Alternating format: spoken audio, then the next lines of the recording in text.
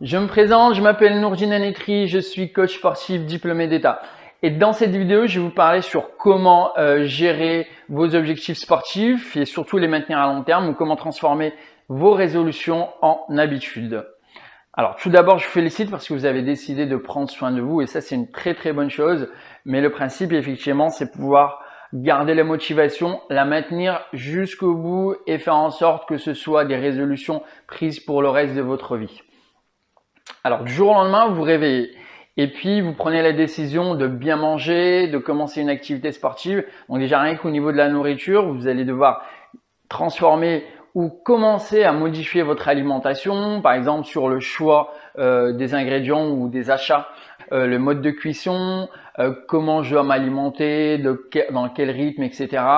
Il y a aussi le choix des séances ou des activités sportives, à quelle intensité je dois l'exercer, à quel rythme hebdomadaire, comment je dois choisir mes créneaux dans mon planning hebdomadaire. Il y a aussi vos particularités anatomiques et morphologiques, même physiologiques, sur justement est-ce que par exemple j'ai des blessures récurrentes, est-ce que je devrais travailler ma posture par exemple, est-ce que je devrais faire en sorte d'apprendre à comment ne plus avoir mal au dos ou protéger mes genoux ou mes épaules et tout ça. Et puis, il y a la récupération. C'est-à-dire que après une séance, il y a des courbatures qui apparaissent.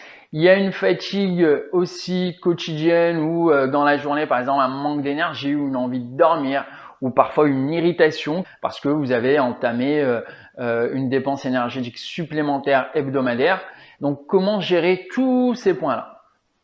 Alors, quel état d'esprit vous devez adopter pour réussir vos objectifs?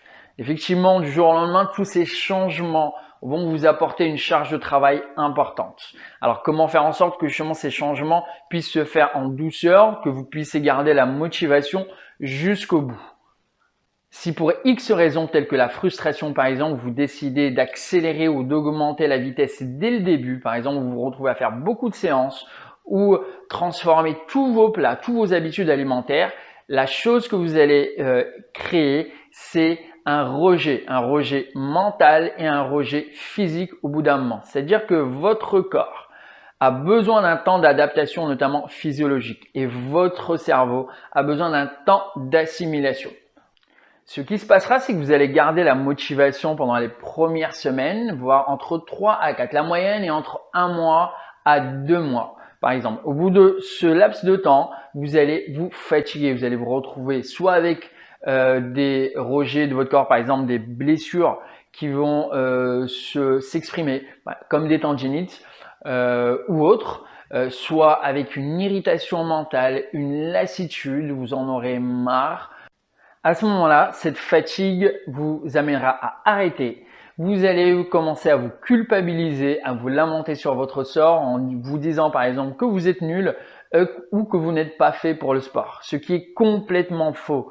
Tout le monde est fait pour l'activité physique. Tout le monde peut réussir. C'est juste une question de temps et d'expérience, un temps d'adaptation, un temps d'assimilation et un temps d'apprentissage.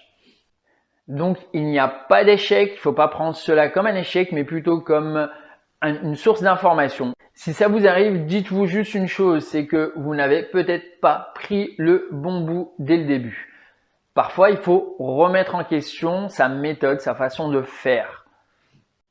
Le changement d'habitude demande de la patience parce que ça demande de l'expérimentation. Il faut savoir s'expérimenter pour pouvoir aboutir à ces résultats. Savoir aussi ce qui est bon pour vous et ce qui est le plus adapté pour vous par rapport à votre situation personnelle, votre situation sociale, votre situation aussi physique et vos biais cognitifs. Donc prenez le temps de vous expérimenter, de tester, de retester. N'allez pas trop vite. Choisissez 1, 2 à 3 objectifs ou 3 points à la fois. Prenez le temps de pouvoir les faire évoluer et ensuite vous pourriez passer au suivant.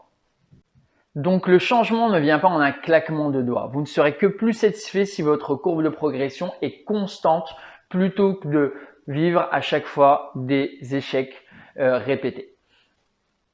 Cette vidéo est la première d'une série qui va traiter de la motivation, donc n'hésitez pas à vous abonner à ma chaîne YouTube pour que vous puissiez les recevoir. Vous allez voir aussi dans la description, vous allez avoir mes autres réseaux sociaux, donc je vous invite à vous abonner à liker et voire à commenter si vous avez des questions.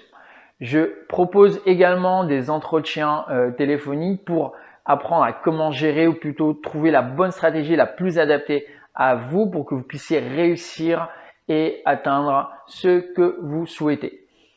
En attendant, je vous souhaite beaucoup de courage et de motivation. Beaucoup de motivation, du sourire et du bien-être. Je vous dis à bientôt pour les prochaines vidéos.